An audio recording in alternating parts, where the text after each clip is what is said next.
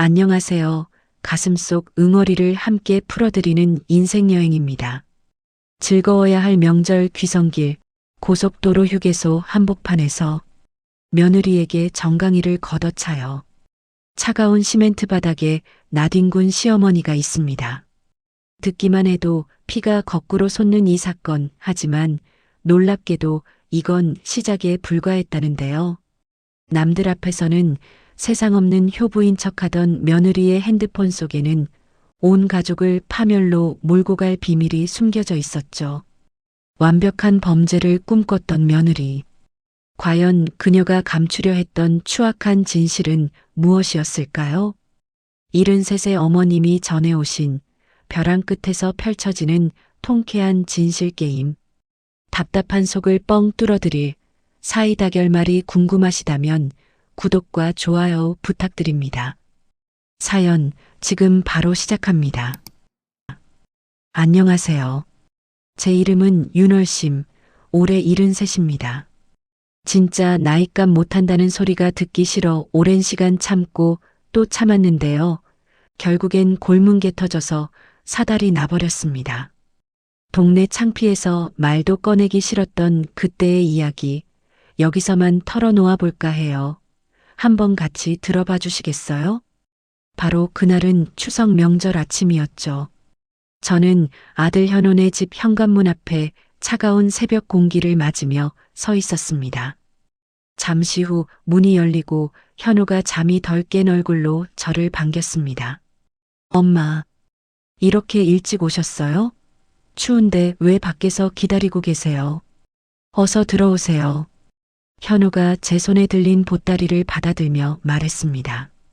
잠은 안 오고 집에 혼자 있으려니 답답해서 그냥 나왔다. 우리 강아지들은 일어났니? 제가 거실로 들어서는 순간 손녀 민서가 잠옷 차림으로 우당탕 달려 나왔습니다. 할머니, 큰아이가 제 품에 폭 안기며 소리쳤습니다. 아이고, 우리 민서. 할머니가 그렇게 보고 싶었어? 제가 민서의 머리를 쓰다듬어 주는데 등 뒤에서 얼음장같이 차가운 목소리가 날아와 박혔습니다. 아이고 시끄러. 누가 아침부터 소란을 피운대? 며느리 주영이가 잔뜩 찌푸린 얼굴로 방에서 걸어 나왔습니다. 민서가 제 등 뒤로 슬그머니 몸을 숨기는 게 느껴졌어요. 어머님 오셨어요? 오늘 저희랑 같이 출발하신다고요? 주영이가 팔짱을 딱 끼고 서서 저를 아래 위로 훑어보며 물었습니다. 그래야지. 명절인데 온 가족이 다 같이 움직여야 하지 않겠니? 제가 웃으며 말하자 주영이는 들으라는 듯이 한숨을 푹 내쉬었습니다. 여보, 우리 차에 어머님까지 타시면 짐은 어디에 싣고 가요? 비좁아서 다들 불편할 텐데. 주영이가 현우를 날카롭게 쏘아붙였습니다. 짐을 줄이더라도 엄마는 모시고 가야지. 신경 쓰지 마. 내가 잘 정리해 볼게. 현우가 당황한 목소리로 대답했죠. 아니, 내 말은 어머님이 불편하실까봐 그러죠. 장시간 운전인데 차라리 따로 편하게 가시는 게 낫지 않겠냐는 말이에요. 주영이가 교묘하게 말을 돌렸습니다. 그때 막내 지우가 이제 잠에서 깼는지 비척비척 걸어 나와 제 다리를 꼭 껴안았습니다. 나는 할머니랑 같이 갈래요. 내가 할머니 옆에 앉을 거야. 지우가 천사처럼 해맑게 웃으며 말했습니다. 오냐, 우리 지우.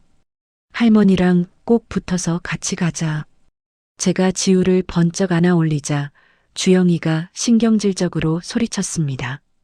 김지우, 당장 내려와. 할머니 힘드신 거 안 보여? 주영이가 제 품에서 지우를 잡아채듯 데려갔습니다. 1시간 뒤 저희는 현우가 운전하는 차에 몸을 실었습니다.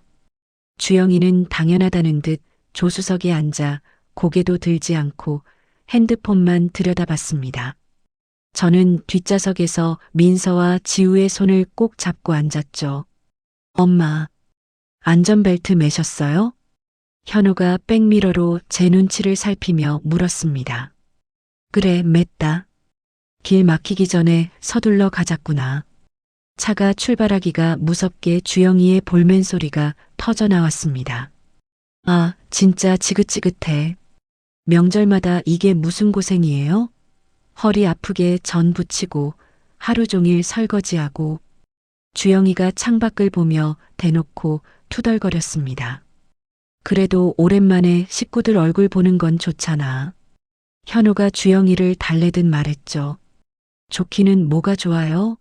만날 때마다 애들 성적은 어떤지, 당신 월급은 올랐는지 캐묻기나 하고 아주 사람을 들들 볶는다니까요. 주영이의 목소리가 점점 날카로워졌습니다. 민서와 지우가 엄마의 성난 목소리에 겁을 먹고 제 손을 더 세게 잡는 게 느껴졌습니다. 저는 아이들을 안심시키려고 작은 손등을 가만히 토닥여 주었습니다. 여보, 애들 앞에서 말 조심 좀. 현우가 조심스럽게 입을 열자 주영이가 고개를 획 돌렸습니다. 애들 앞에서는 뭐요? 내가 뭐 틀린 말 했어요? 당신이 똑 부러지게 말을 못하니까 내가 매번 그 스트레스를 다 받잖아요. 주영이가 눈을 치켜뜨고 현우를 노려봤습니다. 아니, 내 말은 그게 아니라. 현우가 말을 더듬으며 어쩔 줄 몰라 했죠. 차 안의 공기는 순식간에 꽁꽁 얼어붙었습니다. 그때 민서가 제 귓가에 작은 목소리로 속삭였습니다. 할머니, 엄마 또 화났나 봐. 제가 민서를 가슴에 꼭 안아주며 말했습니다. 괜찮아. 우리 민서 할머니가 옆에 꼭 붙어 있을게. 바로 그 순간 주영이가 귀신같이 돌아보며 저를 쏘아봤습니다. 뒤에서 지금 뭐라고 수군거리시는 거예요? 주영이가 얼음처럼 차가운 목소리로 물었습니다. 아무 말도 안 했다. 그냥 애들이랑 이야기 좀 나눴을 뿐이야. 제가 차분하게 대답했죠. 어머님은 애들을 너무 오냐오냐 하세요. 그러니까 애들이 갈수록 버릇이 없어지는 거 아니에요? 주영이가 비웃음 섞인 목소리로 쏘아붙였습니다. 주영아, 그만. 현우가 기가 막힌다는 듯 아내의 이름을 불렀습니다. 왜요? 사실이잖아요. 꼭 어머님만 오시면 애들이 내 말을 더 안 듣는다니까요. 주영이는 팔짱을 끼고 고개를 돌려버렸습니다. 저는 더 이상 아무 말도 하지 않았습니다. 이 좋은 명절 아침부터 큰 소리를 내고 싶지 않았거든요. 엄마, 나 배고파. 지우가 기어들어가는 목소리로 말했습니다. 조금만 참아. 시끄럽게 굴지 말고. 휴게소 가면 사줄 테니까. 주영이가 매몰차게 대답했죠. 그렇게 2시간쯤 숨막히는 침묵 속에서 달렸을까요? 현우가 저 멀리 휴게소 표지판을 보며 말했습니다.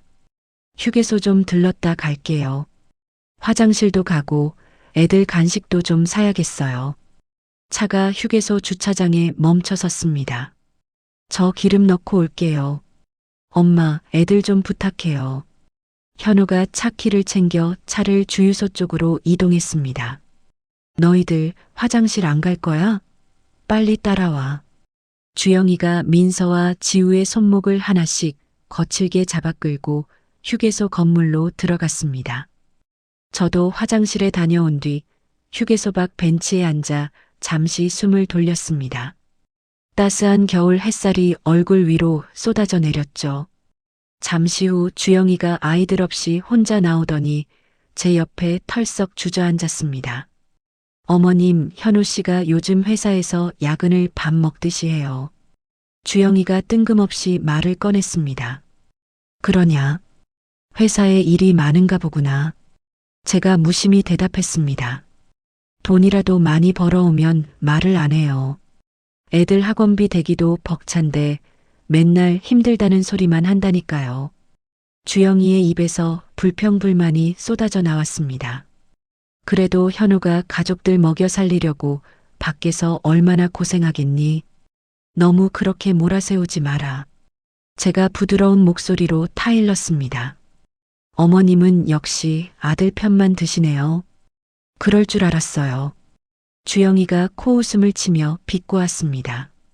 그런 뜻이 아니라 부부 사이에는 서로 이해를 하고. 제가 말을 끝맺기도 전에 주영이가 자리에서 벌떡 일어섰습니다. 이해요? 제가 뭘 더 이해해야 하는데요? 제가 지금 얼마나 참고 사는지 아시기나 하세요? 주영이가 갑자기 목소리를 높였습니다. 주변에 있던 사람들이 저희 쪽을 힐끔힐끔 쳐다보기 시작했습니다. 주영아, 목소리 낮춰라. 사람들이 다 보잖니. 우선 앉아서. 제가 주영이를 달래기 위해 자리에서 일어서는 순간이었습니다. 믿을 수 없는 일이 벌어졌죠. 진정하라고요? 어머님이 뭔데 저한테 이래라 저래라 명령 지리세요? 주영이가 악을 쓰며 제 가슴팍을 두 손으로 세게 밀치면서 발로 제 정강이를 찼습니다. 저는 아무런 저항도 하지 못하고 그대로 뒤로 나자빠졌습니다. 차가운 시멘트 바닥에 엉덩방아를 찍고 말았죠. 급하게 바닥을 짚은 손바닥이 쓸리면서 불에 댄 듯한 통증이 느껴졌습니다. 어머나, 어르신 괜찮으세요? 옆 벤치에 앉아있던 젊은 여자가 깜짝 놀라 달려와 저를 부축했습니다. 주영이는 팔짱을 낀 채 싸늘한 눈으로 바닥에 쓰러진 저를 내려다보고 있었습니다. 미안하다는 말은커녕 그 어떤 표정의 변화도 없었죠. 아니, 저기요. 이건 좀 심한 거 아니에요? 아무리 그래도 어떻게 나이 드신 분을 저렇게 밀쳐요? 구경하던 한 아주머니가 주영이에게 삿대질하며 말했습니다. 제가 언제 밀었다고 이러세요?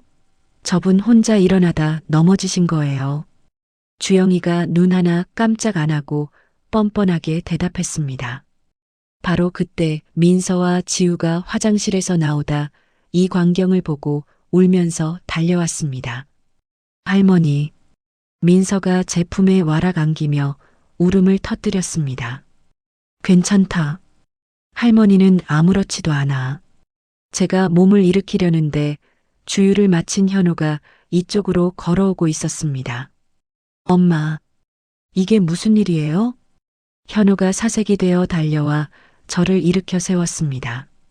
여보, 어머님이 벤치에서 일어나시다가 그만 발을 헛디뎠나 봐. 주영이가 아무 일도 없었다는 듯 태연하게 거짓말을 했습니다. 아니에요. 이 아줌마가 할머니 밀었어요. 제가 똑똑히 봤어요.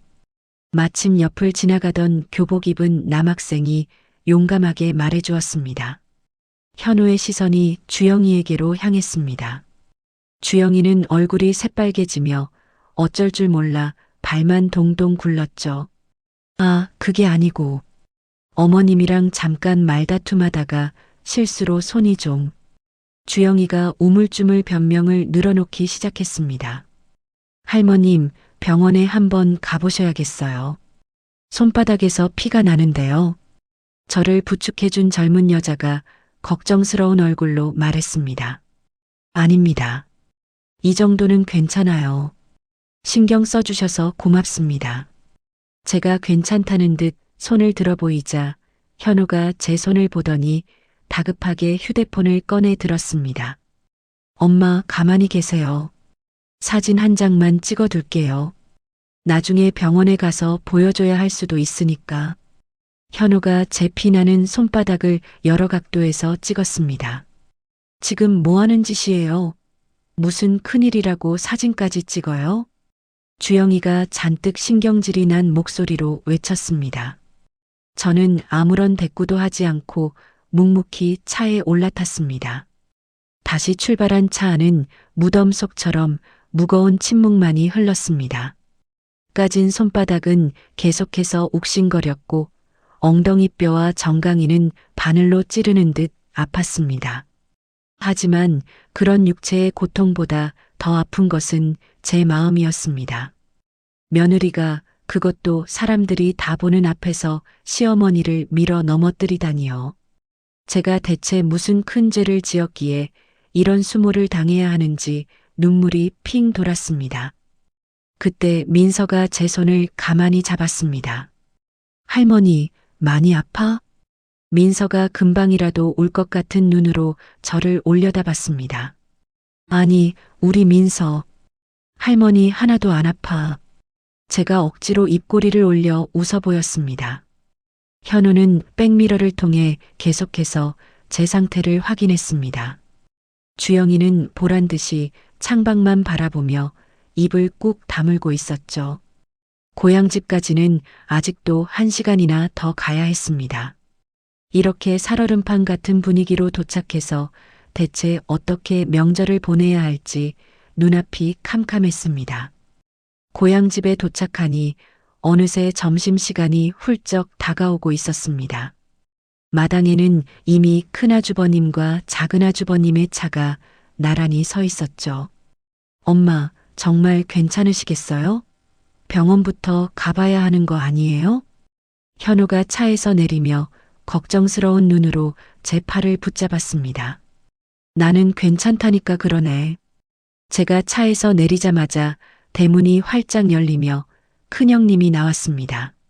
아이고, 동서 왔구나. 어서 들어와. 길이 많이 막혔지? 큰형님이 환한 얼굴로 저희를 맞아주었습니다. 안녕하세요, 큰어머님. 잘 지내셨어요? 바로 그때 주영이가 언제 그랬냐는 듯 상냥하고 애교 섞인 목소리로 인사를 건넸습니다. 휴게소에서 저를 밀어붙이던 그 악다구니 쓰던 모습은 온데간데 없이 사라졌어요. 어머, 우리 주영이 왔구나. 오는 길에 고생 많았다. 애들도 그새 또 컸네. 큰형님이 민서와 지우의 머리를 연신 쓰다듬었습니다. 안방으로 들어서니 큰아주버님과 작은아주버님이 술상을 앞에 두고 앉아 계셨습니다. 오, 현운에 왔냐? 재수씨도 어서 오게나. 큰아주버님이 손을 흔들며 반갑게 맞아주셨죠. 큰아버님, 작은아버님, 안녕하세요. 저희가 너무 늦었죠? 주영이가 깍듯하게 허리를 숙여 인사하며 안방으로 쏙 들어갔습니다. 아니다. 민서, 지우 이리 와봐라. 할아버지가 우리 강아지들 얼마나 보고 싶었는데. 작은아주버님이 손주들을 품에 안고 한박 웃음을 지으셨어요. 저는 곧장 부엌으로 들어가 형님들과 함께 명절 음식 준비를 시작했습니다. 전을 부치고 나무를 묻히는 내내 까진 손바닥이 불에 댄 것처럼 쓰라렸습니다. 동서, 손바닥이 왜 그래? 어디 다쳤어? 큰형님이 제 손의 상처를 발견하고는 걱정스럽게 물었습니다. 아, 이거요. 괜찮아요, 형님. 휴게소에서 화장실 다녀오다가 잠깐 넘어졌어요. 제가 얼른 손을 등 뒤로 감추며 둘러댔죠. 나이 들어서 뼈 다치면 큰일이야. 항상 조심해야 해. 작은 형님이 제 어깨를 두드리며 말했습니다. 바로 그때 거실에서 주영이의 명랑한 웃음소리가 들려왔습니다. 큰아버님, 작은아버님, 이거 제가 특별히 준비한 선물이에요. 요즘 이게 그렇게 좋대요. 꼭 챙겨 드세요. 주영이가 아주버님들께 미리 준비해온 건강식품을 건네는 모양이었습니다. 아이고, 이런 귀한 걸 뭘 또 사왔어. 우리 주영이밖에 없다. 정말 고맙다. 큰아주버님의 만족스러운 목소리가 부엌까지 들려왔죠. 저는 뜨거운 기름 앞에서 전을 뒤집으며 길게 한숨을 내쉬었습니다. 남들 앞에서는 저렇게 싹싹하고 애교 많은 효녀 며느리 행세를 하면서 왜 저한테는 악마처럼 구는 걸까요? 숙모. IT 회사에 다니는 시조카 한준이가 부엌으로 폴짝 뛰어들어왔습니다. 어머, 우리 한준이 왔구나. 잘 지냈지? 제가 한준이를 보며 희미하게 웃었습니다. 숙모, 근데 뺨은 왜 다치셨어요? 빨갛게 긁혔는데. 한준이가 제 뺨을 손가락으로 가리키며 물었습니다. 저도 모르게 손으로 뺨을 더듬었습니다.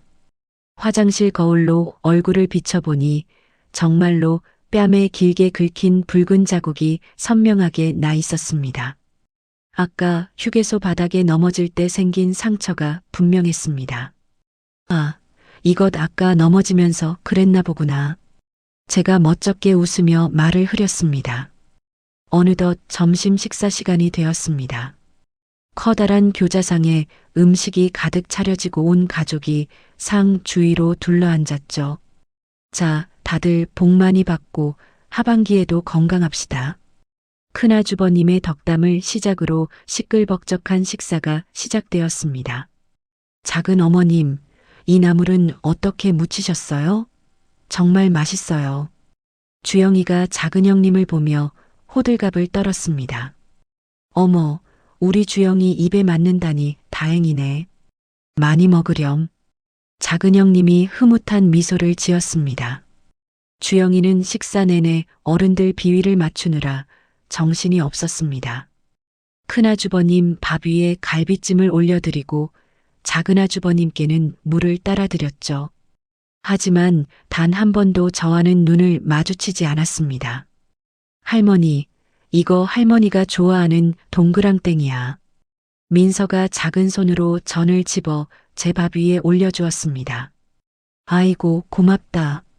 우리 민서밖에 없네. 제가 민서의 머리를 쓰다듬는 순간 주영이의 날카로운 시선이 느껴졌습니다. 김민서, 어른들 식사하시는데 돌아다니지 말라고 했지. 할머니 귀찮게 하지 말고 자리에 앉아. 주영이가 얼음장같이 차가운 목소리로 말했습니다. 괜찮다. 민서가 할머니 챙겨주는 기특한 마음인데 뭘 그러니? 제가 민서를 감싸자 주영이가 들고 있던 젓가락을 탁 소리가 나게 내려놓았습니다. 어머님, 제 아이 교육 문제에 대해서는 이래라 저래라 안 하셨으면 좋겠어요. 주영이가 다른 사람들도 들을 수 있을 만큼 하지만 제게만 들으라는 듯 날카롭게 쏘아붙였습니다. 시끌벅적하던 식탁에 순간 찬물을 끼얹은 듯 정적이 흘렀습니다. 여보, 엄마한테 지금 무슨 말버릇이야. 현우가 당황해서 주영이를 말렸습니다. 내가 뭐 틀린 말 했어요? 애들 교육은 엄마인 제가 알아서 할 테니 걱정 마시라는 거잖아요. 주영이가 조금도 지지 않고 현우를 노려보며 대꾸했습니다. 허허, 그렇지. 요즘 젊은 엄마들이 교육 문제에는 다들 예민하니까. 큰아주버님이 어색한 분위기를 수습하려고 헛기침을 했습니다. 그래도 어른 앞에서 말대꾸를 저렇게 하면 쓰나. 큰형님이 조심스럽게 한마디 거들었습니다. 죄송해요, 큰어머님. 제가 요즘 신경 쓸 일이 많아서 저도 모르게 예민하게 굴었네요. 주영이는 큰형님에게만 고개를 숙여 사과했습니다. 정작 당사자인 제게는 눈길 한 번 주지 않았죠. 식사가 끝나고 설거지를 하는데 작은 형님이 제 옆으로 슬며시 다가왔습니다. 동서, 저 주영이 원래 저런 애였어? 작은 형님이 조심스럽게 물었습니다. 아니에요, 형님. 오늘따라 유난히 예민하게 구네요. 제가 애써 변명을 했습니다. 그런데 동서, 내가 할 말이 있는데. 작은 형님이 주위를 한번 휙 둘러보더니 목소리를 낮췄습니다. 사실 내 친구 중에 강남에서 크게 식당하는 애가 있는데 걔가 주영이를 몇 번 봤다지 뭐야. 작은 형님이 말을 이었습니다. 강남에서요? 주영이가 강남에는 어쩐 일로? 제가 의아해서 물었습니다. 응. 근데 좀 이상한 장소에서 봤다고 하더라고. 작은 형님이 무언가 망설이며 말끝을 흐렸습니다. 이상한 장소라니요, 형님? 제가 되물었습니다. 그게 나중에 동서랑 나랑 큰형님이랑 셋이 있을 때 조용히 얘기해 줄게. 여기서 말하긴 좀 그래.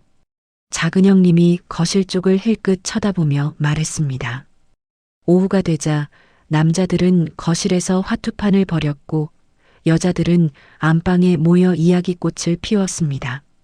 하지만 주영이는 구석에 앉아 계속 핸드폰만 들여다보고 있었죠. 주영아, 핸드폰 좀 그만 보고 우리랑 이야기도 좀 나누자. 명절에 얼굴 보고 이게 뭐니? 큰형님이 부드럽게 타일렀습니다. 아, 네. 죄송합니다, 큰어머님. 주영이가 마지못해 핸드폰을 내려놓았지만 눈은 계속 핸드폰 액정을 향해 있었습니다. 바로 그때 주영이의 핸드폰에서 요란한 벨소리가 울렸습니다. 잠시만요. 전화 좀 받고 올게요. 주영이가 황급히 전화를 받으며 밖으로 나갔습니다. 창문 너머로 주영이가 누군가와 다급하게 통화하는 모습이 보였습니다. 표정이 무척이나 심각했죠. 무슨 안 좋은 일이라도 있는 거니, 제. 큰형님이 걱정스러운 목소리로 말했습니다. 잠시 후 방으로 들어온 주영이의 얼굴은 새하얗게 질려 있었습니다. 괜찮니? 무슨 일 있는 거야? 제가 걱정이 되어 물었습니다. 상관 마세요. 주영이가 저를 차갑게 쏘아붙이고는 자리에 앉았습니다. 저녁 무렵이 되자 주영이는 계속 어딘가로 통화를 하고 있었고 그때 작은 형님이 저를 조용히 불렀습니다. 동서, 잠깐 안방으로 좀 와봐. 작은 형님의 얼굴이 무겁게 가라앉아 있었습니다. 안방에는 이미 큰 형님도 와 있었습니다. 어서 와서 앉아. 문 꼭 닫고. 큰 형님이 말했습니다. 저는 문을 닫고 두 형님 앞에 조용히 앉았습니다. 동서, 아까 내가 하려던 얘기 말이야. 작은 형님이 드디어 입을 열었습니다. 내 친구가 주영이를 봤다는 그 이상한 장소가 어딘지 알아? 작은 형님이 제 눈을 똑바로 보며 목소리를 낮췄습니다. 대체 어디인데요, 형님? 제가 마른 침을 삼켰습니다. 강남에 있는 불법 도박장. 작은 형님의 말에 저는 순간 숨이 멎는 것 같았습니다. 네, 도박장이요? 제가 믿을 수 없다는 듯 되물었습니다. 그것도 한두 번 드나든 솜씨가 아니더래. 아주 죽순이라던데. 작은 형님이 혀를 차며 말했습니다. 그리고 더 기가 막힌 건 말이야, 동서. 이번에는 큰 형님이 말을 이었습니다. 주영이가 거기서 사람들한테 시댁이 강남에 건물 몇 채 가진 부자라고 뻥을 치면서 돈은 얼마든지 더 빌릴 수 있다고 큰 소리를 쳤다는 거야. 큰형님의 말에 저는 눈앞이 캄캄해졌습니다. 그럴 리가 없어요. 우리 주영이가 도박에 빠졌을 리가. 제가 고개를 저으며 현실을 부정했습니다. 나도 처음엔 내 귀를 의심했지. 근데 내 친구가 어떤 사람인데 없는 말을 지어낼 리가 없어. 작은 형님이 단호하게 말했습니다. 생각해보니까 지난번 가족 모임 때도 주영이가 계속 핸드폰만 붙들고 안절부절 못했잖아. 큰 형님이 무릎을 탁 쳤습니다. 이제 와서 보니 그때도 아마 핸드폰으로 도박을 하고 있었던 게 틀림없어. 큰 형님이 땅이 꺼져라 한숨을 쉬었습니다. 바로 그 순간 거실에서 현우의 당황한 비명이 들려왔습니다. 이게 뭐야? 내가 언제 대출을 받았다는 거야? 저희 셋은 깜짝 놀라 급히 거실로 나갔습니다. 현우가 휴대폰을 든 채 망연자실한 표정으로 서 있었습니다. 엄마, 방금 문자가 왔는데 내 명의로 대출이 3건이나 실행됐대요. 합쳐서 8천만 원이에요. 현우가 울먹이며 말했습니다. 소파 구석에 앉아있던 주영이가 자리에서 벌떡 일어났습니다. 그 얼굴이 백지장처럼 하얗게 질려 있었죠. 여보, 그게... 주영이가 파르르 떨리는 입술로 말을 더듬었습니다. 여보, 당신이 한 거야? 당신이 내 이름으로 대출받은 거냐고. 현우가 아내를 똑바로 쳐다보며 물었습니다. 거실에 있던 모든 가족의 시선이 일제히 주영이에게로 향했습니다. 미안해요. 여보, 나도 어쩔 수가 없었어요. 주영이가 기어들어가는 목소리로 말했습니다. 어쩔 수가 없었다고? 내 이름으로 8천만 원이나 대출을 받아놓고 지금 그게 할 말이야. 현우가 믿을 수 없다는 듯 언성을 높였습니다. 자자, 다들 우선 진정하고 앉아서 얘기하자. 큰아주버님이 자리에서 일어나며 무거운 목소리로 말했습니다. 현우야, 일단 은행 앱으로 대출 내역부터 자세히 확인해봐라. 사촌 큰형이 침착하게 조언했습니다. 현우가 덜덜 떨리는 손으로 핸드폰 액정을 누르기 시작했죠. 첫 번째가 작년 6월 3천만 원, 두 번째가 9월에 2천, 그리고 석 달 뒤인 11월에 또 3천. 현우가 마치 사형 선고문을 읽듯 하나하나 힘겹게 읽어내려갔습니다. 대출금이 전부 당신 계좌로 들어갔네. 김주영. 현우가 싸늘하게 식은 눈으로 아내를 바라보며 물었습니다. 주영이는 고개를 푹 숙인 채 아무 대꾸도 하지 못했습니다. 그 돈 다 어디다 썼어? 말해. 현우가 이를 악물고 다그쳤습니다. 그냥 애들 학원비도 내고 생활비가 좀 부족해서. 주영이가 모기만 한 목소리로 변명했죠. 생활비랑 학원비가 8천만 원이라고? 당신은 나를 아주 등신으로 아는구나. 현우가 기가 막힌다는 듯 헛웃음을 터뜨렸습니다. 바로 그때 작은 형님이 제 팔을 툭 치며 눈짓을 보냈습니다. 지금이 바로 그때인 것 같았죠. 현우야. 제가 조용히 입을 열었습니다. 네 작은 엄마가 들은 얘기가 있단다. 제가 작은 형님을 바라보자 형님이 결심한 듯 자리에서 일어났습니다. 그래, 내가 직접 말하지. 주영아, 너 강남에 있는 도박장에 드나들지? 작은 형님의 날카로운 질문에 주영이의 어깨가 화들짝 튀어올랐습니다. 네, 작은 어머님. 그게 무슨 말씀이세요? 주영이가 당황해서 말을 더듬었습니다. 내 친구가 거기서 일하는데 너를 한두 번 본 게 아니라고 하더구나. 작은 형님이 조금의 흔들림도 없이 말했습니다. 거짓말이에요. 제가 그런 데를 왜 가요? 말도 안 돼요. 주영이가 펄쩍 뛰며 손사래를 쳤습니다. 내가 거기서 시댁이 돈 많다고 자랑하면서 돈을 더 끌어 쓸 수 있다고 했다는 말은 사실이고, 큰형님이 차가운 목소리로 거들었습니다. 주영이의 얼굴이 시뻘겋게 달아올랐습니다. 여보, 정말이야? 작은 엄마 말이 사실이냐고. 현우가 넋이 나간 표정으로 물었죠. 바로 그 순간 대문이 쾅 하고 거칠게 열리며 누군가 뛰어들어왔습니다. 우리 딸 어디 있어? 누가 우리 귀한 딸을 잡는다는 거야. 큰 집 인근에 살고 있는 주영이의 친정어머니였습니다. 엄마. 주영이가 구세주라도 만난 듯 엄마를 바라봤습니다. 내가 너 전화 받고 놀라서 한 걸음에 달려왔다. 이게 다 무슨 일이냐? 주영이 친정어머니가 숨을 헐떡이며 물었습니다. 아니, 사부인은 갑자기 어쩐 일이십니까? 큰아주버님이 당황하며 물었습니다. 우리 주영이가 시댁 식구들이 자기를 잡아먹으려고 한다고 울면서 전화했지 뭐예요. 그래서 제가 왔잖아요. 주영이 친정어머니가 방안을 둘러보며 기세등등하게 말했습니다. 누가 잡아먹는다고요? 주영이가 현우 몰래 대출받은 사실이 들통나서 이야기하던 중이었습니다. 작은 형님이 차분하게 설명했죠. 그게 뭐 그리 큰 죄라고 사람을 이렇게 몰아세워요. 부부끼리 돈 좀 쓸 수도 있는 거지. 주영이 친정어머니가 뻔뻔스럽게 대꾸했습니다. 도박 빚 갚느라 8천만 원을 몰래 대출받은 게 그냥 좀 쓴 겁니까? 사부인? 큰형님이 어이가 없다는 듯 물었습니다.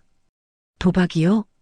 우리 주영이가 얼마나 착하고 순한 애인데 말도 안 되는 소리 하지 마세요. 주영이 친정어머니가 악을 쓰며 제 딸을 감쌌습니다. 장모님, 그럼 이건 뭡니까? 현우가 자신의 핸드폰 화면을 사부인 눈앞에 들이밀었습니다. 제 이름으로 8천만 원 대출이 실행됐습니다. 저는 신청한 적도 없는데 말입니다. 현우가 대출 내역을 손가락으로 가리키며 말했습니다. 여보, 이 돈 다 어디다 썼는지 말해.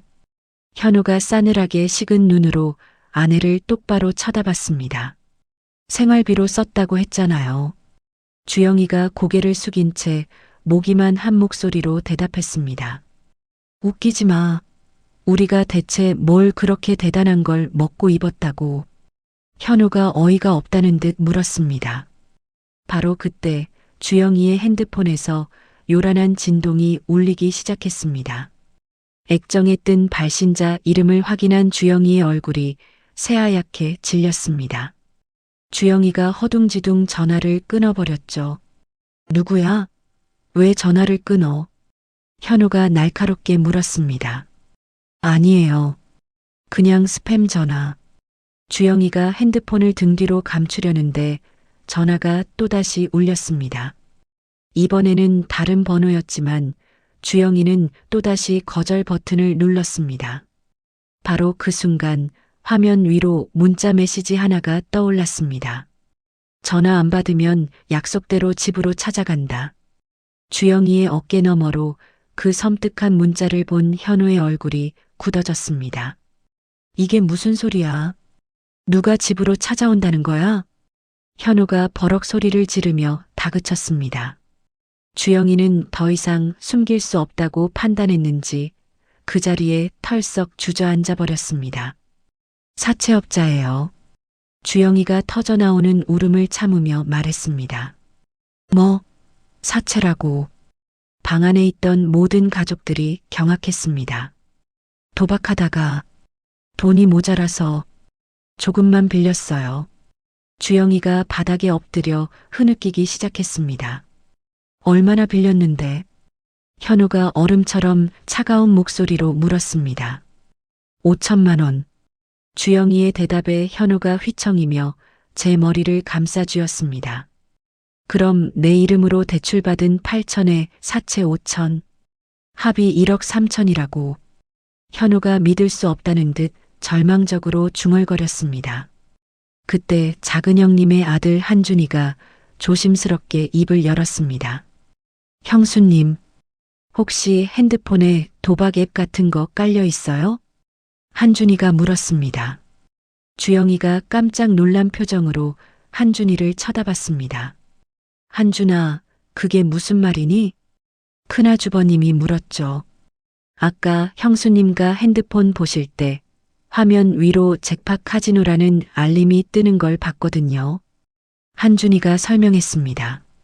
그리고 보너스 포인트 지급이라든가 승률 100% 이벤트 같은 알림도 계속 왔고요.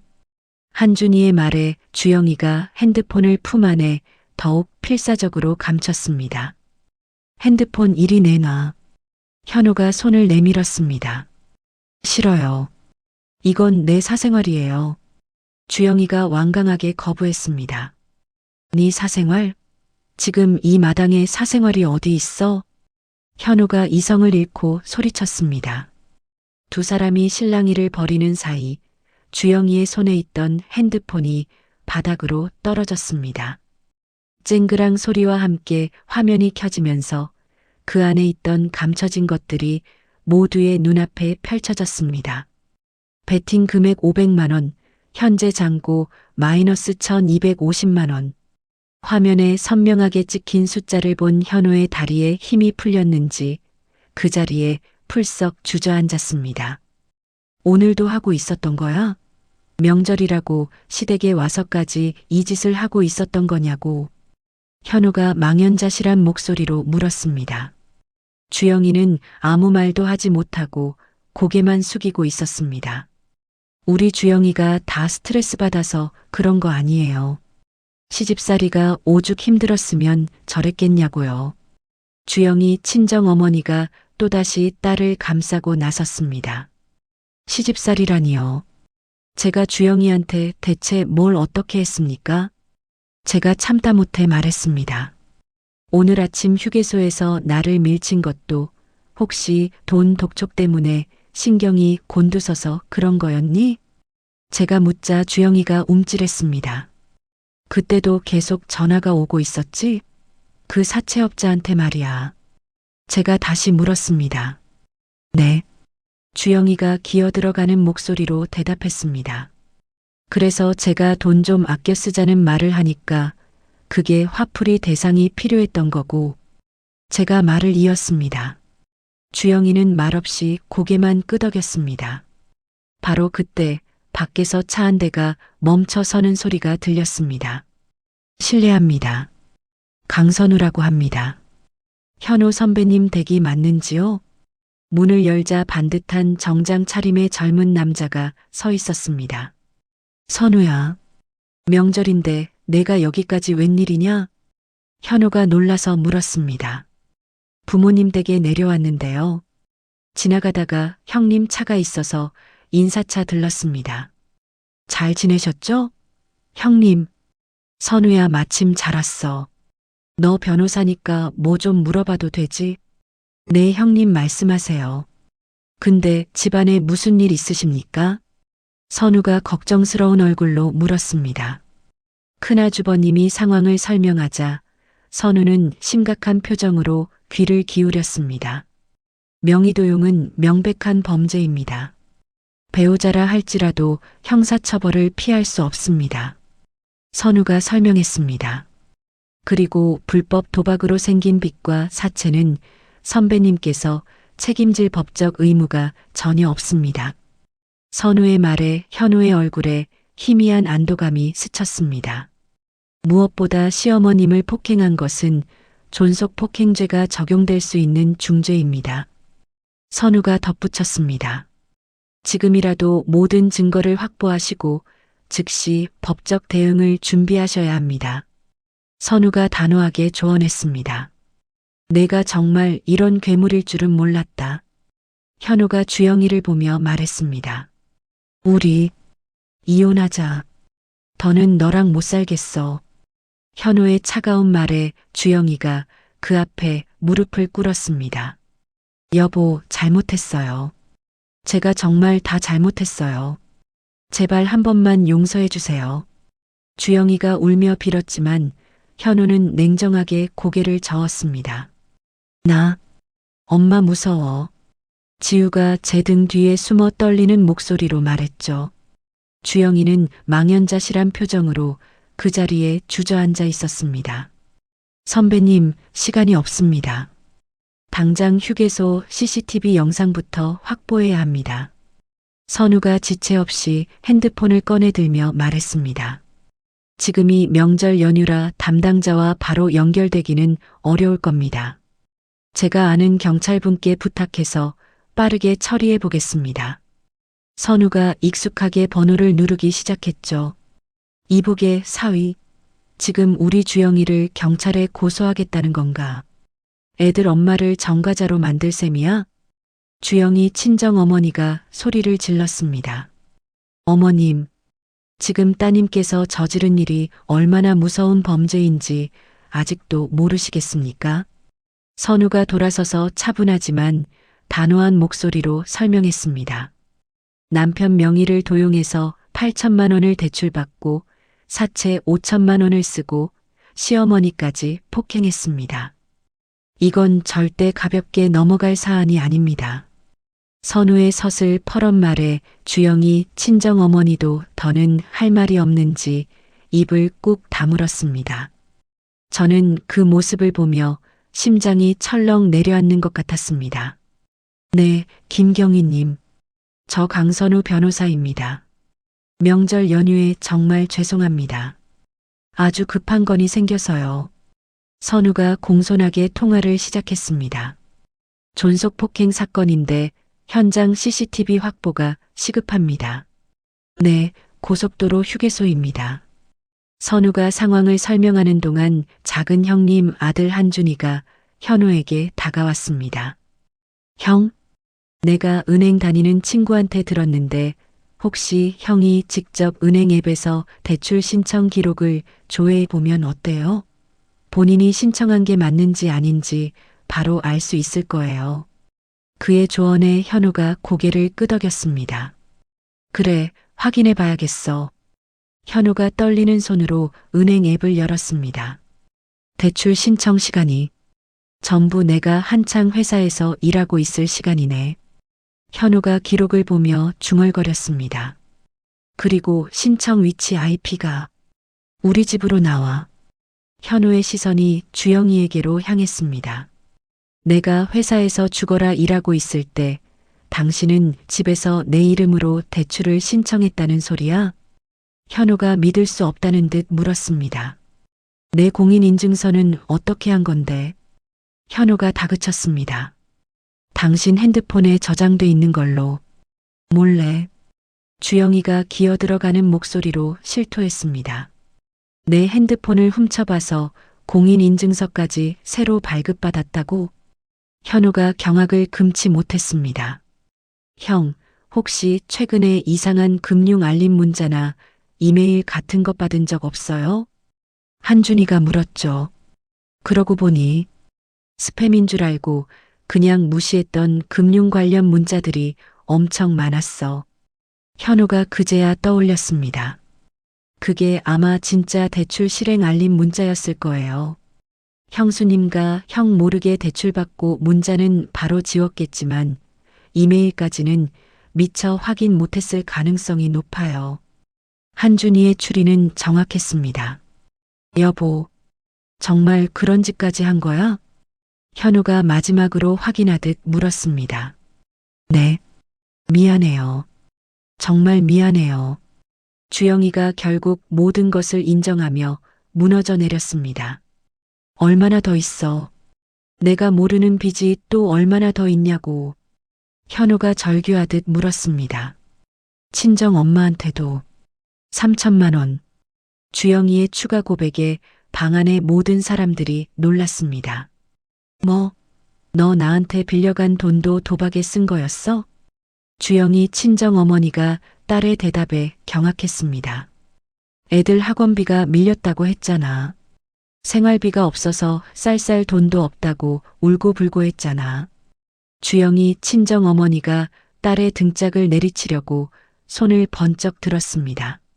엄마 미안해. 내가 정말 죽을 죄를 지었어. 주영이가 울며 빌었지만 이미 엎질러진 물이었습니다. 그럼 총빚이 1억 6천만 원이라는 소리잖아. 현우가 계산을 마친 뒤 제 머리카락을 쥐어뜯었습니다. 선배님, 이럴 때일수록 정신 차리셔야 합니다. 증거 확보가 가장 중요합니다. 선우가 현우의 어깨를 붙잡고 진정시켰습니다.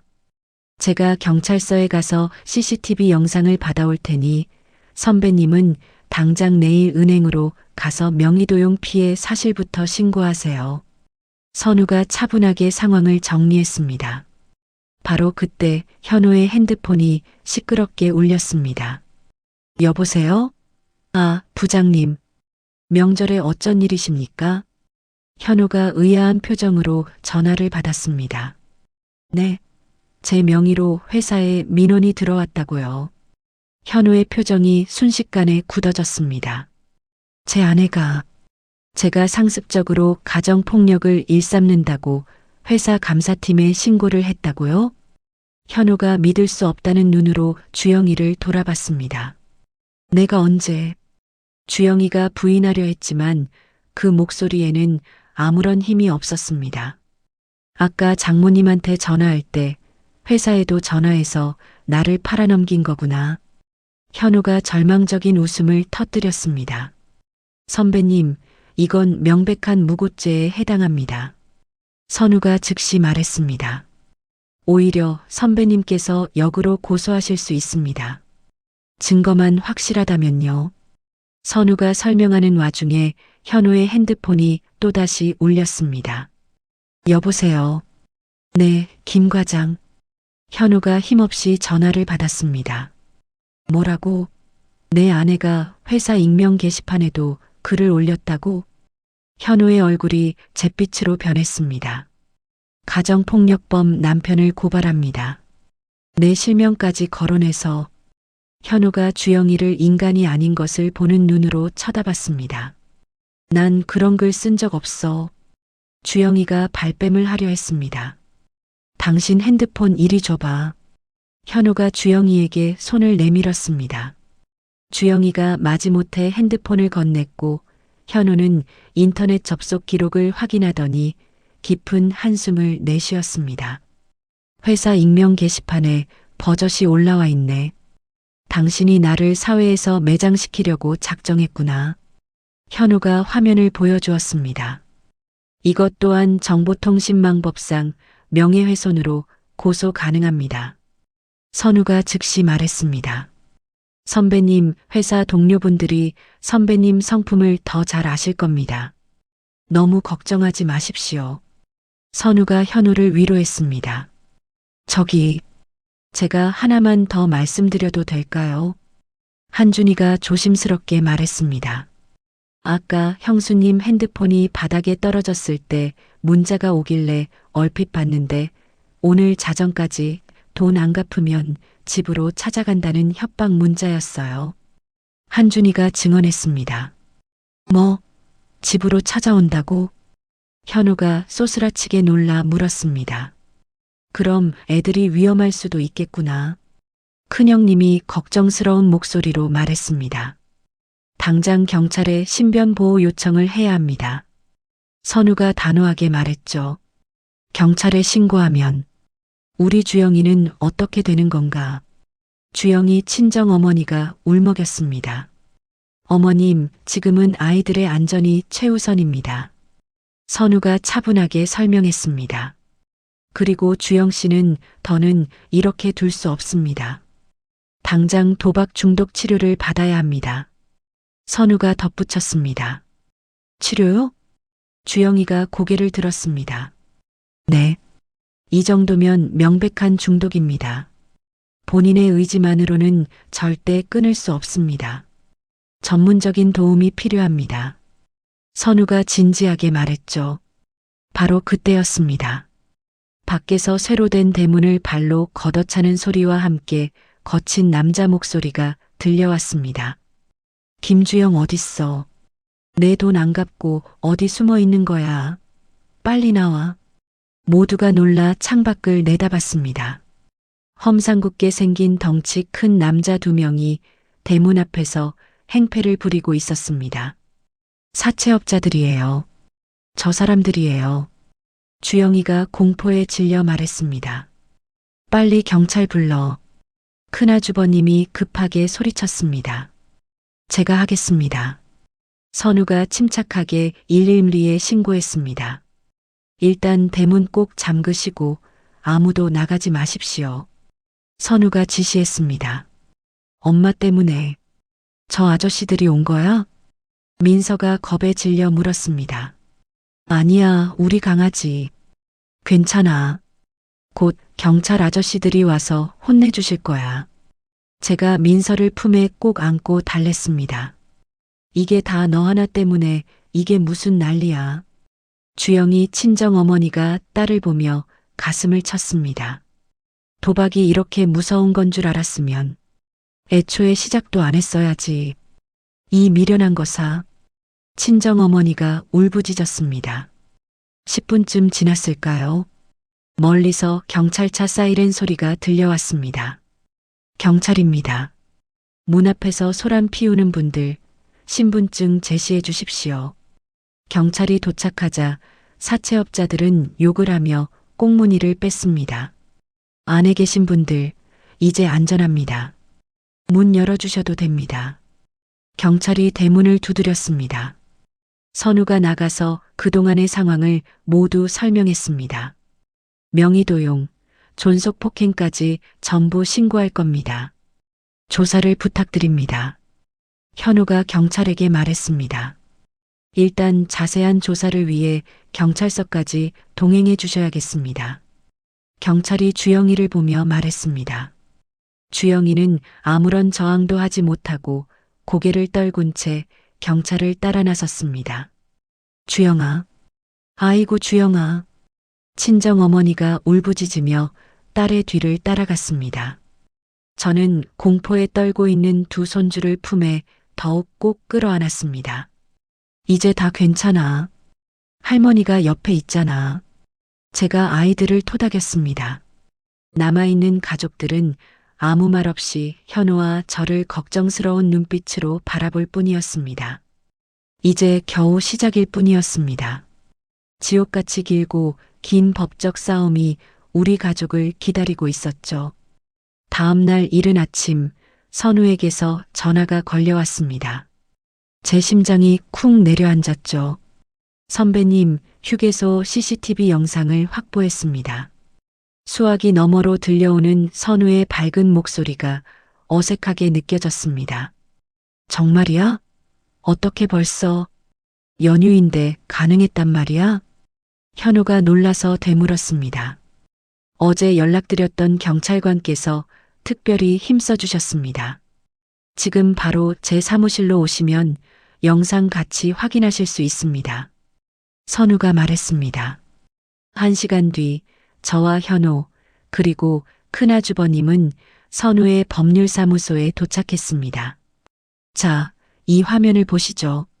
선우가 노트북 화면을 저희 쪽으로 돌렸습니다. 영상 속에는 벤치에 앉아있던 저와 저를 향해 성큼성큼 걸어오는 주영이의 모습이 보였습니다. 그리고 다음 순간 주영이가 두 손으로 제 가슴을 강하게 밀치면서 발로 차는 듯한 장면이 고스란히 찍혀 있었죠. 이 부분 좀 보십시오. 어머님께서 바닥에 쓰러지신 후에도 주영 씨는 도와주기는커녕 팔짱을 끼고 차갑게 내려다보고만 있습니다. 선우가 화면의 한 부분을 가리켰습니다. 이런 천하에 몹쓸 인간을 봤나? 큰아주버님이 분노를 참지 못하고 혀를 찼습니다. 이 영상 하나만으로도 존속폭행 혐의를 입증할 수 있습니다. 선우가 확신에 찬 목소리로 말했습니다. 그리고 어제 미처 말씀 못 드린 명의도용 건도 마찬가지입니다. 선우가 서류철을 꺼내 들었습니다. 선배님께서 은행에서 발급받아 오신 대출 신청서입니다. 여기 서명란을 보시면 선배님의 원래 필체와 완전히 다릅니다. 선우가 두 서류를 나란히 놓고 비교해 보였습니다. 이건 국과수의 필적 감정을 의뢰하면 빼도 박도 못하는 증거가 될 겁니다. 선우가 설명했죠. 바로 그때 현우의 핸드폰이 요란하게 울렸습니다. 여보세요? 아, 한준이구나. 무슨 일이냐? 현우가 전화를 받았습니다. 뭐라고? 주영이가 온라인 도박 사이트에 내 신용카드까지 등록해서 썼다고. 현우의 목소리가 파르르 떨렸습니다. 얼마나 썼는지 확인해 봤어? 뭐? 3천만 원.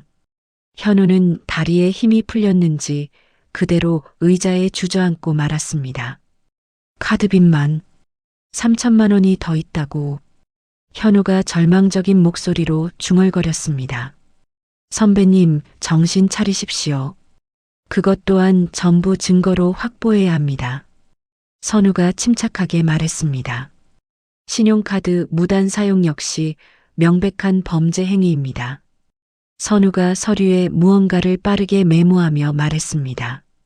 그날 오후 저희는 무거운 마음으로 고향집에 돌아왔습니다. 주영이는 경찰 조사를 받고 집에 와서 거실 구석에 무릎을 꿇고 앉아 있었고 주영이 친정어머니는 이미 집으로 돌아가고 없었습니다. 김주영.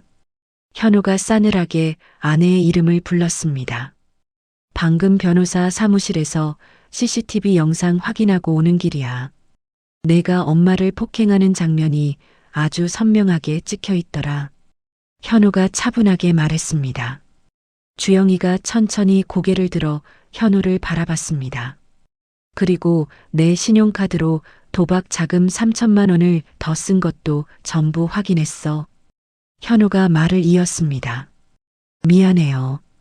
주영이가 모기만 한 목소리로 말했습니다. 미안하다는 말로 이게 끝날 일이야? 지금까지 밝혀진 피해액만 총 2억 원이 넘어. 현우가 깊은 한숨을 내쉬었습니다. 뭐? 2억이라고? 옆에 있던 작은 형님이 기겁하며 되물었습니다. 내 이름으로 받은 대출 8천, 사채 5천, 장모님한테 빌린 돈 3천, 카드빚 3천, 거기에 자잘한 것들까지 합치면요. 현우가 손가락을 하나씩 접으며 말했죠. 주영이는 더 이상 아무런 변명도 하지 못하고 바닥에 엎드려 울기만 했습니다. 이혼하자. 현우가 단호하게 말했습니다. 그리고 내가 저지른 모든 죄에 대해서 나는 형사고소를 진행할 거야. 현우의 말에 주영이가 무릎으로 기어와 현우의 바짓가랑이를 붙잡았습니다. 여보, 제발 한 번만 용서해 주세요. 네. 주영이가 울며 빌었습니다. 제가 꼭 도박 중독 치료 받을게요. 정말이에요. 다시는 안 그럴게요. 주영이가 필사적으로 매달렸습니다. 나는 이제 당신이라는 사람을 단 하나도 믿을 수가 없어. 현우가 고개를 저었습니다. 무엇보다 내 엄마를 때린 당신을 나는 절대로 용서할 수가 없어. 현우가 저를 바라보며 말했습니다. 바로 그때 민서가 아빠에게로 다가왔습니다.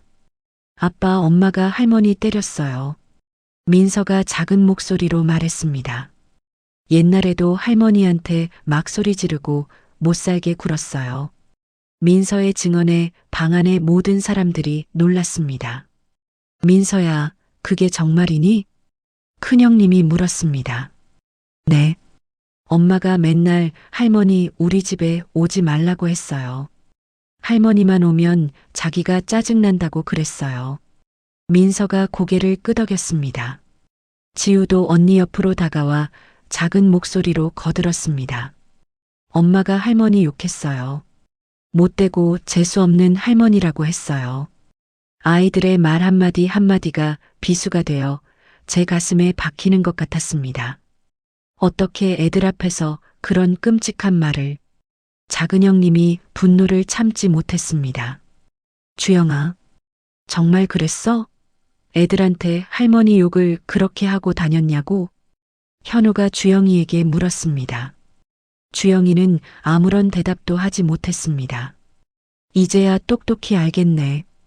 당신이 어떤 사람인지. 현우가 차갑게 말했습니다. 아이들 양육권 당신한테는 절대 못 줘. 현우가 선언했습니다. 그것만은 안 돼요. 애들 없이는 나 못 살아. 주영이가 소리쳤습니다. 내가 애들을 제대로 돌보기나 했어?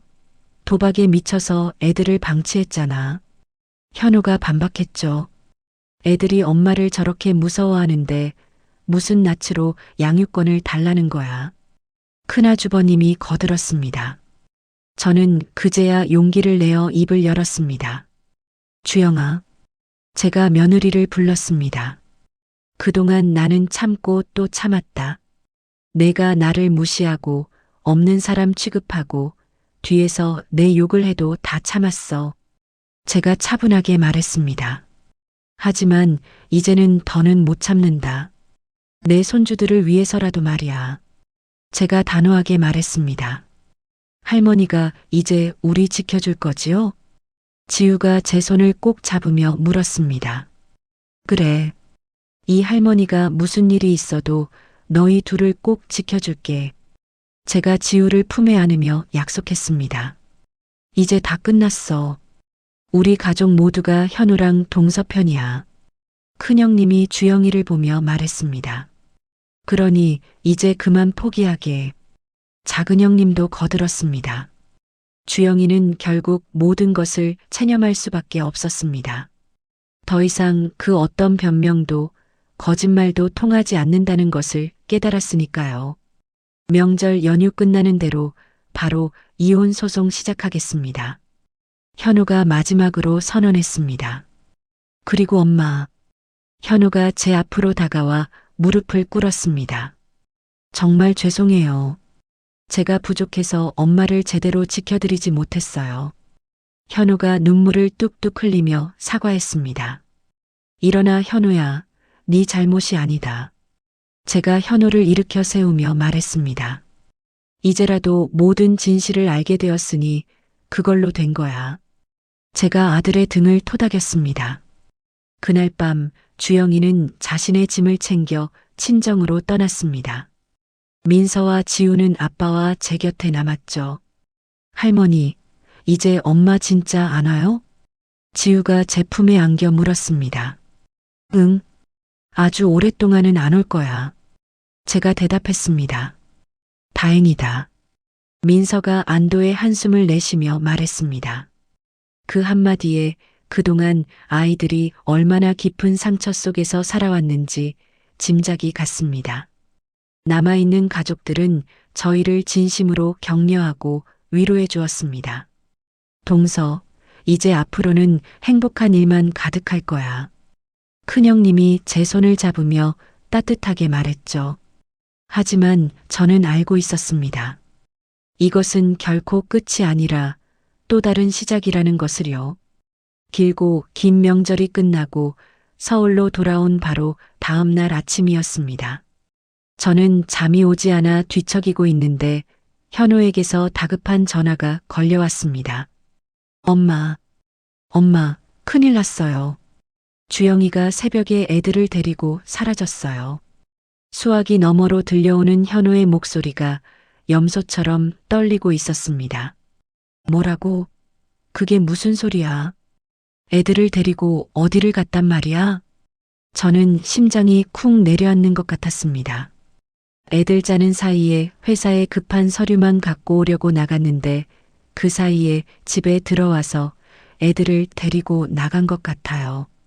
옷이랑 장난감이 하나도 없어요. 현우가 절망적인 목소리로 말했죠. 저는 옷을 허둥지둥 깨어 입고 곧장 현우네 집으로 달려갔습니다. 아이들 방은 찬 기운만 휑하게 감돌았고 아이들이 쓰던 이불과 베개, 아끼던 장난감까지 모조리 사라져 있었습니다. 경찰에는 신고했니? 제가 물었습니다. 이미 했죠.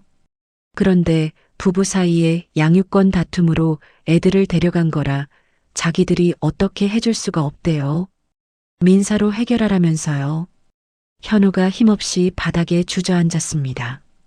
그렇게 피가 마르는 일주일이 지났을 때 정말 기가 막히고 코가 막히는 일이 벌어졌습니다. 그때 작은 형님이 다급한 목소리로 전화를 했습니다. 동서, 지금 당장 인터넷 좀 켜봐. 지금 인터넷에 현우 이름이 난리가 났어. 작은 형님의 말에 현우가 떨리는 손으로 인터넷 창을 열었습니다. 남편의 상습적인 가정폭력을 고발합니다. 아기에 가득 찬 제목의 글이 온갖 사이트에 도배가 되어 있었습니다. 저는 두 아이를 키우는 평범한 엄마입니다. 지옥 같은 남편의 폭력에 시달리다 못해 얼마 전 두 아이의 손을 잡고 맨몸으로 집을 탈출했습니다. 글쓴이는 주영이었습니다. 이게 다 무슨 소리야? 세상에 이런 새빨간 거짓말을. 저는 분노로 온몸이 부들부들 떨렸습니다. 하지만 사람들의 반응은 저희와 달랐습니다. 힘내세요, 어머님. 제가 다 눈물이 나네요. 저런 악마 같은 남편은 당장 고소해서 감옥에 보내야 합니다. 남편 신상 공개해 주세요. 사회에서 매장시켜야 합니다. 현우의 회사 전화통은 그야말로 불이 났습니다. 부장님, 네, 죄송합니다. 정말 죄송합니다. 현우가 고개를 숙인 채 전화를 받았습니다. 회사로 항해 전화가 빗발쳐서 업무가 완전히 마비될 지경이래요. 현우가 망연자실한 목소리로 말했죠. 심지어 여성단체 몇 군데에서 연합해서 회사 앞에서 규탄 시위를 하겠다고 했답니다. 현우가 자신의 머리를 쥐어뜯었습니다. 다음 날 오후 현우의 회사 앞에 정체불명의 남자가 나타났습니다. 당신 이현우 맞지? 산만한 덩치의 남자가 퇴근하는 현우의 앞을 가로막았습니다. 누구십니까? 현우가 물었습니다. 나 주영이 이종 사촌 오빠 되는 사람이다. 어디서 내 동생을 건드려. 가만 안 둬.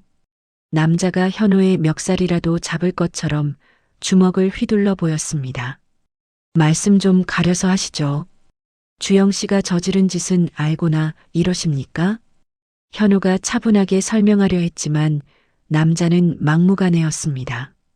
앞으로 처신 똑바로 해.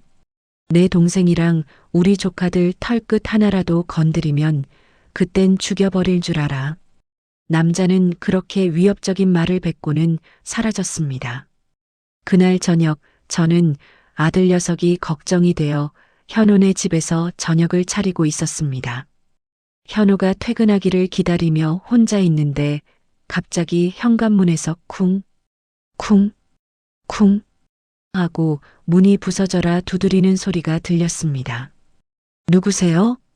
제가 조심스럽게 물었습니다. 문 열어. 이 독한 여자야. 당신 때문에 내 딸 인생이 이게 무슨 꼴이냐고. 주영이 친정 어머니의 목소리였습니다. 돌아가세요. 지금은 드릴 말씀이 없습니다. 제가 문을 열지 않고 대답했습니다. 진짜 미친 거 아니냐고?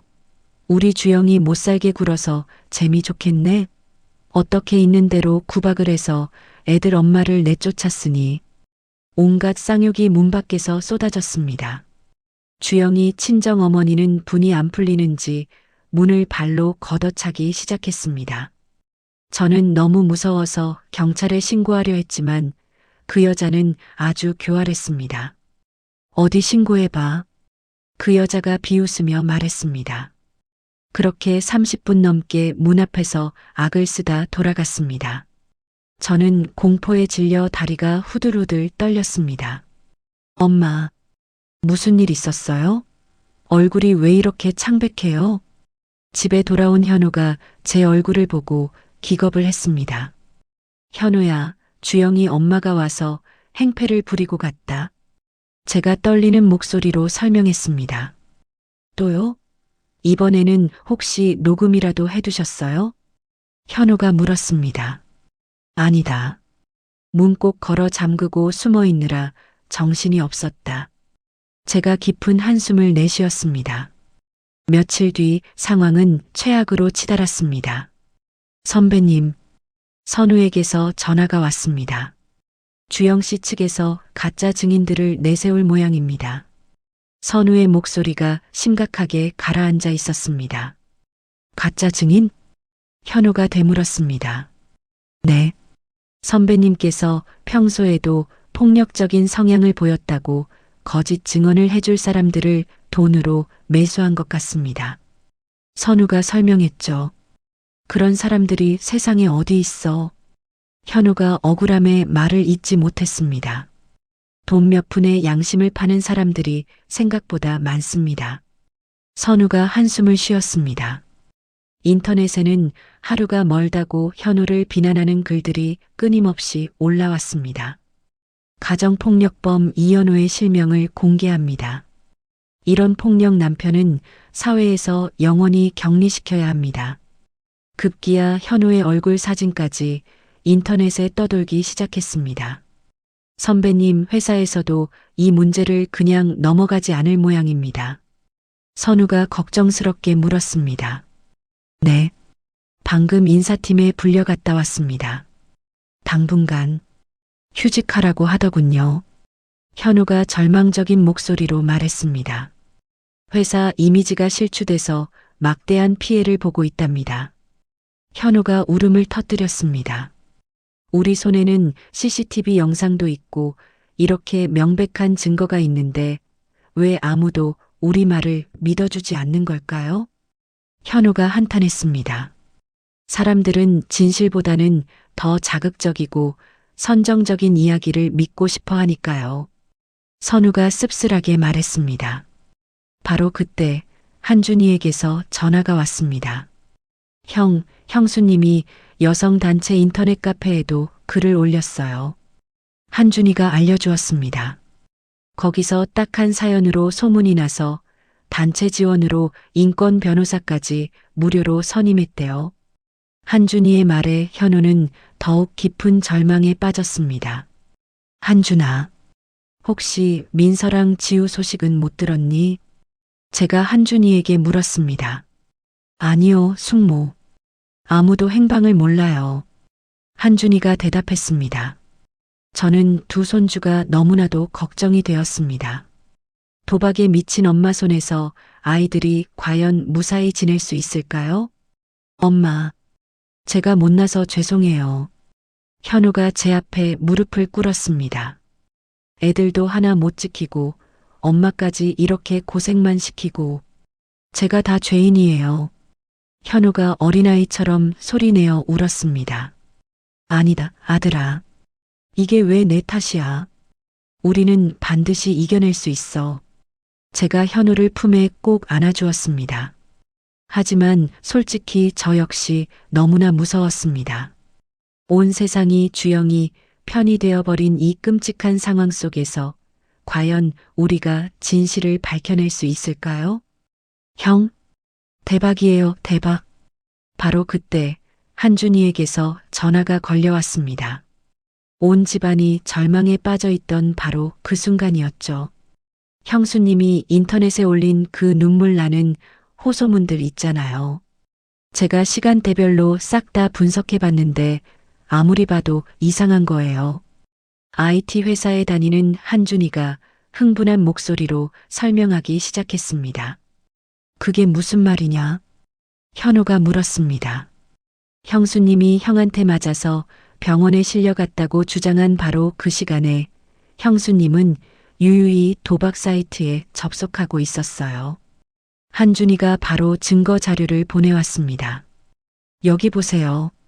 불법 도박 사이트 로그인 기록이 떡하니 남아 있어요. 바로 그 시간에 500만 원을 베팅한 기록까지 같이요. 한준이의 발견은 그야말로 천금 같았습니다.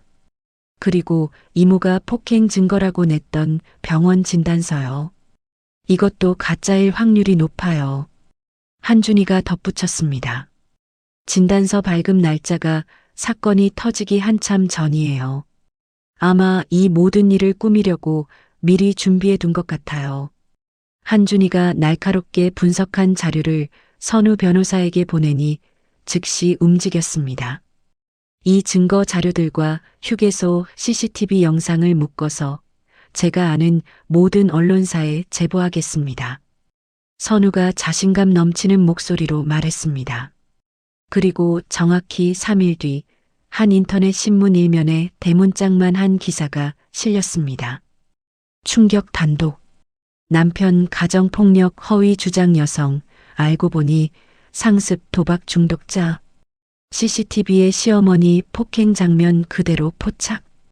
기사 하나가 세상을 뒤집어 놓았습니다.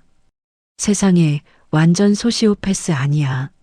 알고 보니 시어머니랑 남편이 진짜 피해자였네. 도박으로 2억 빚지고 그걸 남편한테 덮어 씌우려고 했다니 진짜 악마다. 들끓던 여론이 순식간에 차갑게 식어버렸죠. 바로 그때 더 충격적인 사실이 밝혀졌습니다. 선배님, 주영 씨의 예전 직장 동료와 연락이 닿았습니다. 선우에게서 전화가 왔습니다. 그분 말씀이 주영 씨가 과거 회사 법인카드를 훔쳐 도박 자금으로 사용하다가 해고를 당했다고 합니다. 선우가 설명했습니다. 무려 5천만 원을 횡령하고도 부모님 덕에 겨우 합의하고 넘어갔다고 하네요. 이 사실까지 알려지자 주영이를 비호하던 여성단체도 서둘러 꼬리를 내렸습니다. 저희도 그 여자의 거짓 눈물에 감쪽같이 속았습니다. 진정한 피해자분들께 씻을 수 없는 상처를 드린 것 같아 죄송합니다. 인터넷에는 사과문이 줄줄이 올라오기 시작했죠. 현우의 회사 동료들도 가만히 있지 않았습니다. 우리 현우 씨는 길 가다 개미 한 마리 못 밟는 사람입니다. 김 과장이라는 분이 인터넷에 글을 올렸습니다. 제가 현우 씨랑 10년을 같이 일했는데 그 사람이 언성 높이는 걸 단 한 번도 본 적이 없습니다. 다른 동료들도 현우를 옹호하는 글을 올리며 힘을 보탰습니다. 그러던 어느 날 아침 저희 집 초인종이 다급하게 울렸습니다. 누구세요? 제가 인터폰을 들었습니다. 할머니. 저예요, 민서. 문 좀 열어주세요, 할머니. 민서의 목소리에 저는 맨발로 뛰쳐나가 문을 열었습니다. 문 앞에는 주영이 친정 어머니가 민서와 지우의 손을 잡고 서 있었습니다. 애들 좀 맡아주세요. 더는 이 지긋지긋한 짓 못해 먹겠습니다. 주영이 엄마가 지쳐 쓰러질 것 같은 얼굴로 말했습니다. 아니, 사부인. 이게 갑자기 무슨 말씀이세요? 제가 물었습니다. 밤낮으로 사채업자들이 집으로 찾아와서 행패를 부려요. 애들한테까지 해코지하겠다고 협박하는데 내가 무슨 수로 애들을 지킵니까? 주영이 엄마가 깊은 한숨을 내쉬었습니다. 그리고 주영이 그 못된 것이 또 도박에 손을 댔습니다. 주영이 엄마가 고백했습니다. 내가 먹고 살라고 준 생활비까지 전부 훔쳐서 도박판에 쏟아부었어요. 이제 나도 더는 이 아이들 못 키웁니다. 인연 끊을랍니다. 그 여자는 아이들을 제게 떠넘기듯 맡기고는 뒤도 돌아보지 않고 가버렸습니다. 할머니, 민서와 지우가 제 품에 와락 안겨 울음을 터뜨렸습니다. 너무 무서웠어요. 무서운 아저씨들이 맨날 문 두드렸어요. 지우가 울먹였습니다. 엄마는 맨날 전화기만 붙들고 있고 우리 밥도 안 줬어요. 배고팠어요. 민서가 그동안의 서름을 토해냈습니다. 아이들은 불과 한 달 만에 알아보지 못할 정도로 바싹 야위어 있었습니다. 이제 다 괜찮아. 할머니랑 아빠가 우리 강아지들 꼭 지켜줄게. 제가 두 아이를 품에 꼭 끌어안았습니다. 그날 저녁 퇴근한 현우가 앙상하게 마른 아이들을 보고는 그대로 주저앉아 눈물을 쏟았습니다. 민서야, 지우야. 아빠가 너무 보고 싶었어. 현우가 아이들을 부서져라 껴안았습니다. 아빠, 이제 우리 엄마한테 다시 안 가도 되는 거야? 민서가 걱정스러운 눈으로 물었습니다. 응. 이제 아빠랑 할머니랑 우리 행복하게 살자. 현우가 아이들에게 약속했습니다. 다음 날 가정법원에서 연락이 왔습니다. 아이들의 진술을 모두 들었습니다. 판사가 말했죠. 아이들이 어머니와 함께 지내는 동안 심각한 방임 상태에 놓여 있었던 것으로 판단됩니다. 판사가 서류를 보며 말했습니다. 따라서 두 자녀의 임시 양육권을 아버지에게 인정합니다. 판사의 결정에 현우가 안도의 한숨을 내쉬었습니다. 저는 그날부터 아예 현우네 집에 들어가 살기 시작했습니다. 상처받은 아이들을 돌보면서 우리 가족의 삶을 다시 안정시켜야 했으니까요. 한 달 뒤 형사 재판이 시작되었습니다. 피고인 김주영은 남편의 명의를 도용하여 총 8천만 원을 편취했습니다. 검사가 기소 내용을 차갑게 읽어 내려갔습니다. 또한 자신의 시어머니인 피해자 윤월심 씨를 폭행한 혐의도 있습니다. 검사가 휴게소 CCTV 영상을 증거로 제시했죠. 주영이는 고개를 푹 숙인 채 아무 말도 하지 못했습니다. 이에 더해 없는 가정폭력을 조작하여 남편의 명예를 심각하게 훼손한 무고죄도 추가합니다. 재판부는 모든 증거를 검토한 뒤 마침내 판결을 내렸습니다. 피고인에게 징역 1년 6개월에 집행유예 3년을 선고한다. 판사가 엄숙하게 말했습니다. 그리고 보호관찰과 함께 100시간의 도박 중독 치료를 명령한다. 판사의 선고에 주영이가 울음을 터뜨렸지만 이미 모든 것은 끝난 뒤였습니다. 이어서 열린 민사재판에서도 현우가 승소했습니다. 원고가 진 채무는 피고의 명의도용으로 발생한 것이므로 원고에게 변제 책임이 없음을 확인한다. 판사가 판결했습니다.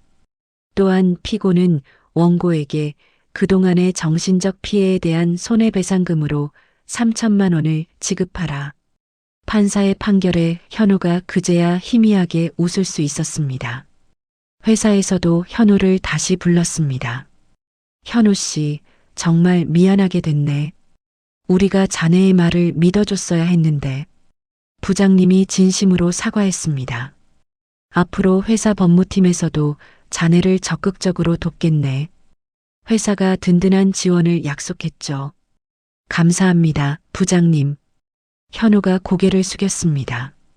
집으로 돌아온 현우가 제게 말했습니다. 엄마, 이제 정말 다 끝났어요. 현우가 안도의 미소를 지었습니다. 그래, 아들아. 정말 고생 많았다. 제가 현우의 등을 토닥였습니다. 할머니, 이제 우리 계속 여기서 같이 사는 거죠? 민서가 제 손을 꼭 잡으며 물었습니다. 당연하지. 이 할머니가 우리 민서랑 지우 곁에 평생 함께 있을게. 제가 민서를 품에 안으며 약속했습니다. 길고 길었던 싸움이 드디어 끝이 났습니다. 진실은 거짓을 이겼고 정의는 반드시 승리한다는 것을 똑똑히 보았습니다. 하지만 우리 가족의 가슴에 남은 깊은 상처는 쉽게 아물지 않을 것 같았습니다. 어느덧 지옥 같았던 그날로부터 1년이라는 시간이 흘렀습니다. 세상 모든 것이 다시 살아나는 듯 벚꽃이 눈부시게 흩날리던 4월의 어느 날이었죠. 법원에서 마지막 서류 한 통이 도착했습니다. 엄마, 드디어 이혼이 확정됐대요. 현우가 제게 판결문을 내밀었습니다. 단독 양육권도 온전히 제가 갖게 됐고요. 이제 정말 다 끝났어요. 현우가 깊은 안도의 한숨을 내쉬었습니다.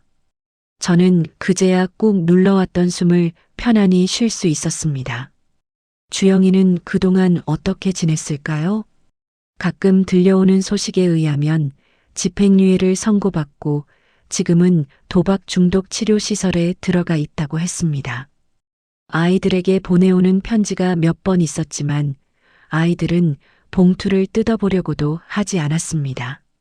할머니, 저 오늘 학교에서 상 받았어요. 보세요. 어느 날 민서가 상장을 흔들며 집 안으로 뛰어들어왔습니다. 아이고, 우리 민서가 모범 어린이상을 다 받았네. 정말 장하다, 우리 강아지. 제가 민서를 품에 꼭 안고 등을 토닥였습니다. 나도요. 나도 받았어요. 나는 그림 그리기 대회에서 으뜸상 받았어요. 지우도 질 수 없다는 듯 제게 상장을 내밀었습니다. 아이들은 언제 그랬냐는 듯 예전의 밝고 씩씩한 모습을 완전히 되찾았습니다. 밤마다 악몽에 시달리며 울던 아이들은 이제 없었죠. 오늘 우리 축하 파티하러 갈까? 아빠가 크게 쏠게. 퇴근한 현우가 웃으며 제안했습니다. 와, 진짜요? 아빠, 그럼 우리 삼겹살 먹으러 가요. 지글지글 삼겹살. 지우가 신이 나서 방방 뛰었습니다. 저희 네 식구는 동네 삼겹살집으로 향했습니다. 평범한 다른 가족들처럼 저희는 웃고 떠들며 맛있는 저녁을 먹었습니다. 할머니 사랑해요. 민서가 제 팔에 머리를 쓱 기댔습니다. 할머니도 우리 민서, 지우 세상에서 제일 사랑해. 제가 아이들의 머리를 쓰다듬으며 미소 지었습니다. 현우는 회사에서도 다시 능력을 인정받아 과장으로 승진했습니다. 동료들은 억울한 일을 이겨낸 현우를 더욱 깊이 신뢰하게 되었죠. 이 과장, 이번에 새로 들어가는 프로젝트 팀장, 이 과장이 좀 맡아주게. 부장님이 현우를 믿고 중요한 일을 맡겼습니다. 주말이 되면 저희 네 식구는 어디든 밖으로 나갔습니다. 놀이공원으로, 동물원으로, 탁 트인 바다로. 아이들이 가고 싶다는 곳은 어디든 갔습니다. 할머니, 우리 다음 주에는 어디로 놀러 가요?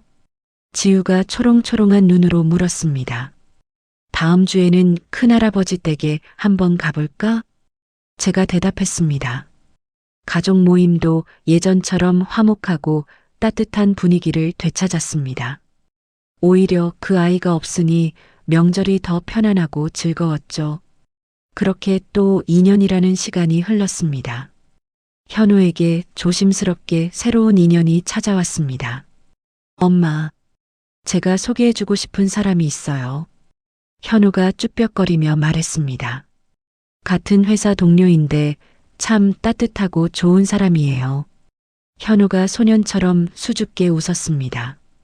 수혜라는 이름의 그 아가씨는 웃는 모습이 참 선하고 예쁜 사람이었습니다. 처음 만나는 날부터 아이들에게 진심으로 다가와 주었죠. 민서야, 지우야, 안녕. 이모가 너희 주려고 쿠키를 직접 구워왔어. 수혜 씨가 예쁜 상자에 담긴 쿠키를 아이들에게 건넸습니다. 와, 진짜 맛있어요. 이모, 고마워요. 아이들은 금세 수혜 씨를 좋아하고 따랐습니다. 어머님, 앞으로 자주 찾아뵙고 인사드리겠습니다.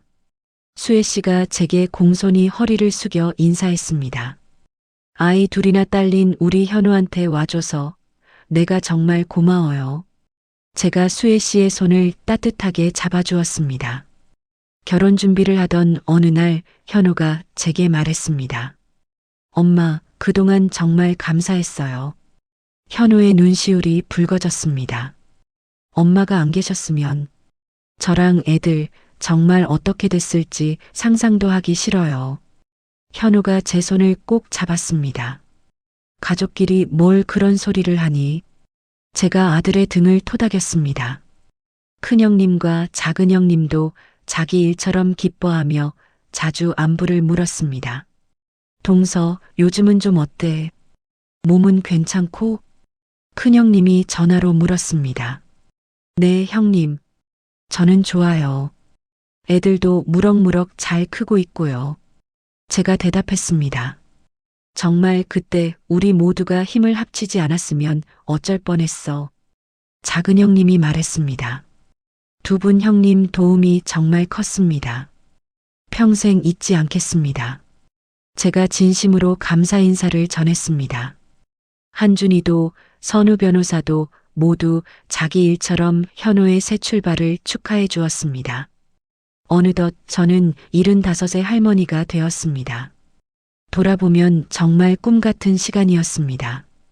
며느리에게 맞고 살고 2억 원이 넘는 빚더미에 올라앉고 목숨 같은 손주들과 생이별까지 할 뻔했죠.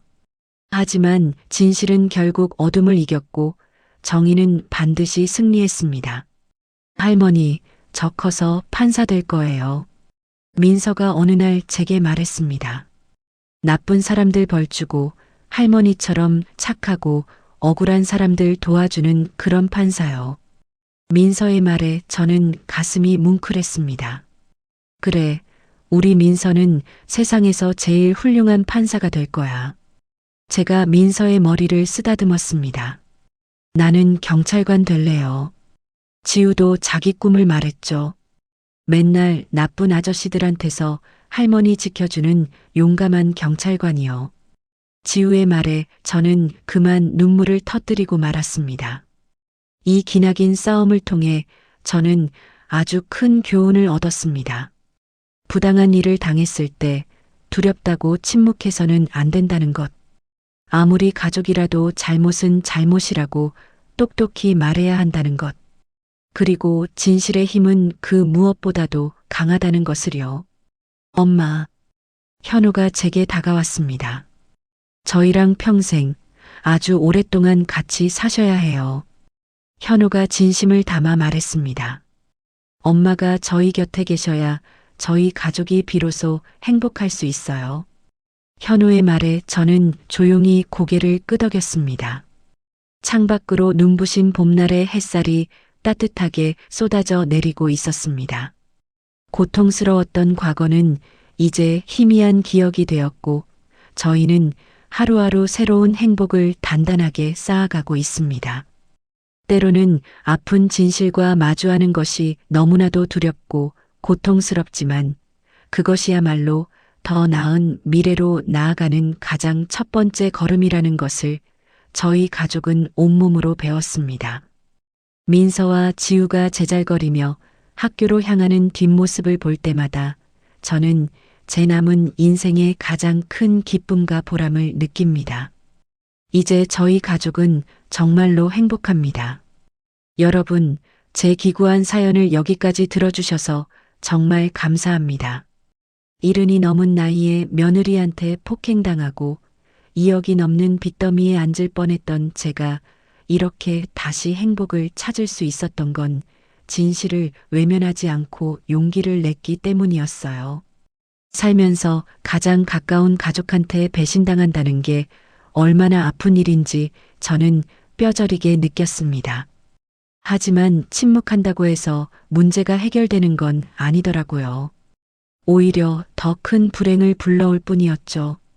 제 이야기가 비슷한 아픔을 겪고 계신 분들께 작은 위로와 용기가 되었으면 좋겠어요.